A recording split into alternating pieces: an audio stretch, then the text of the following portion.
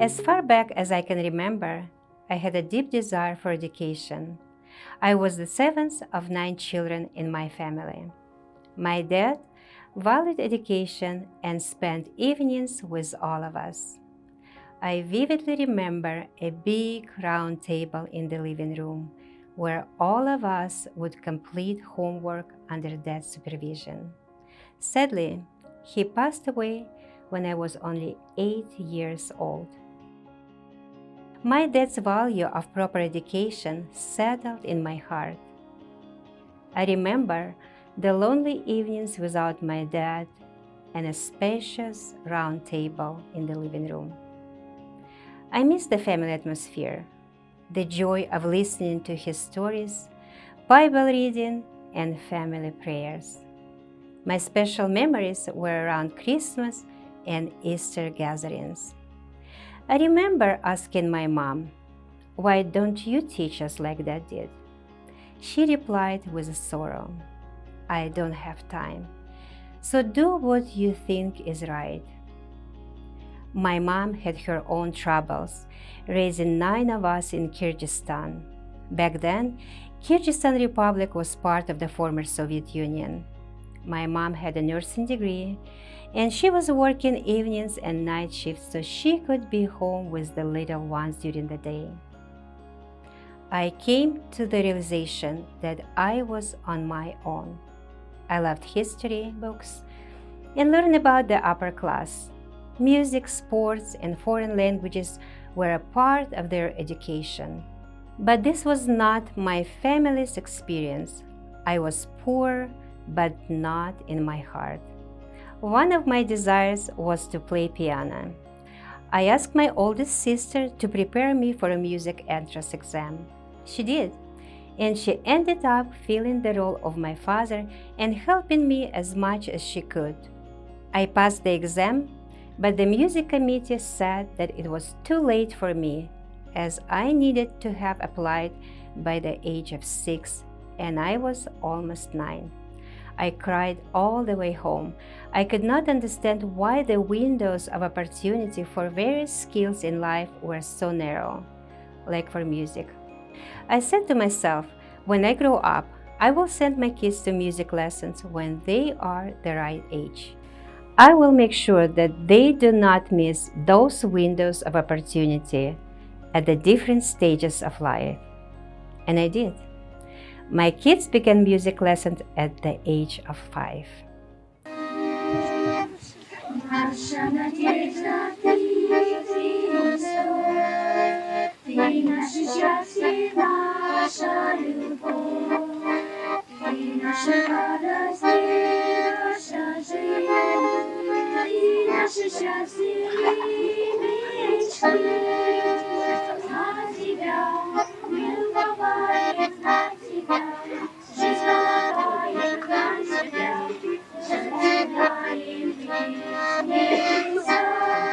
When I was 12 years of age, my mom moved with all of her younger children to the Republic of Latvia. As I went to my new school, I noticed that the education system there was similar to my previous experience in Kyrgyzstan. It excluded God from school curricula. I remember one conversation with my brother-in-law when I attended junior high school. I said, "One day, I will have a school where God will be the center of education. It is impossible to raise an honest generation without the spiritual aspect being present." He laughed at me and snapped, "Yelena, wake up. You live in the USSR. Be glad that the Stalin regime is in the past. Otherwise, you would be sorry for what you just said." As Christianity was centered to my life, I was unable to study at the university level and relied on teaching myself. In 1985, Mikhail Gorbachev came to power. The oppression against Christianity was loosened, and we could now study at the university level. I was married in 1984. My husband Alexander entered the state university to study English. He wanted to become a professional interpreter. I was accepted at the Pedagogical University of Kyrgyzstan in 1987. Learning in the university was not easy because I had two kids, ages 3 and 2 years old. My mom also knew what it was like to live through hard times. She and her parents spent 15 years in one of the Gulag labor camps in Siberia during the collectivization in the 1930s. She was then persecuted in the 1950s when she became an evangelical Christian. She said to me, "Yelena, go to America while the door is still open. Be wary of communist people as they can come after us again. Do what you can for your children now." In the late 1980s, Mikhail Gorbachev allowed persecuted Christians to flee from the USSR.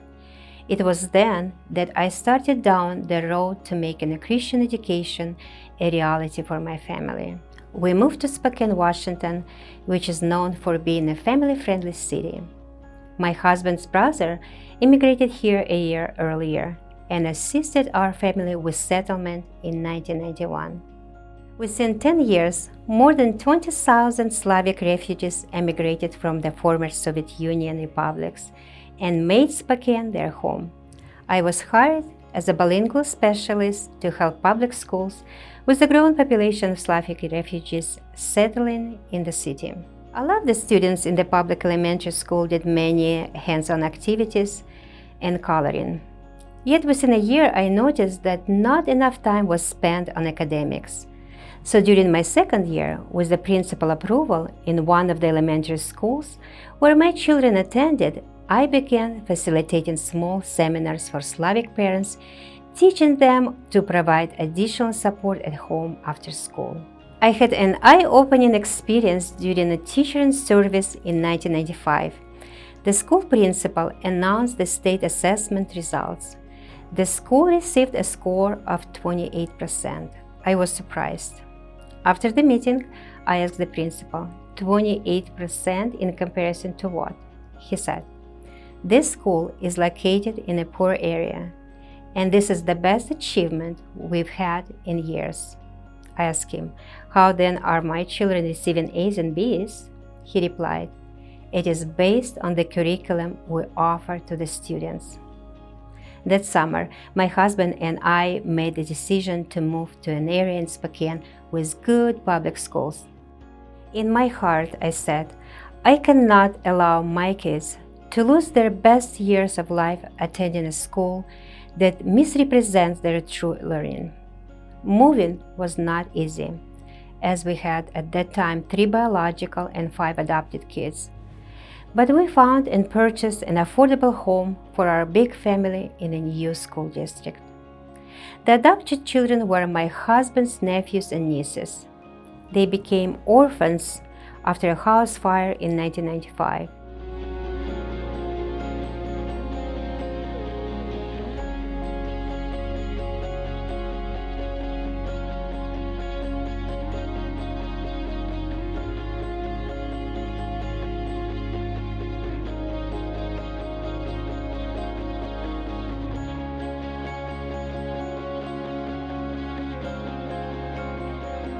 3 years later, our family became U.S. citizens.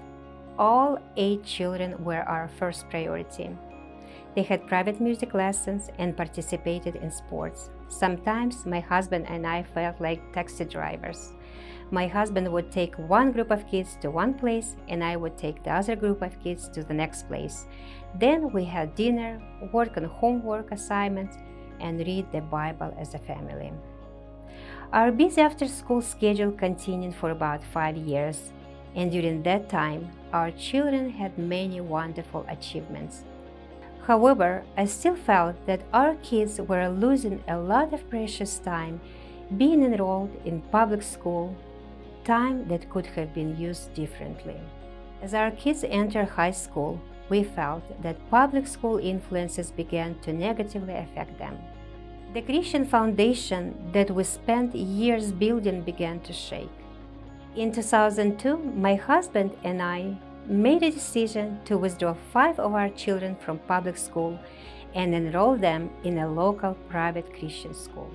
By that time, I had graduated from Whitworth University with my master's degree in guidance and counseling.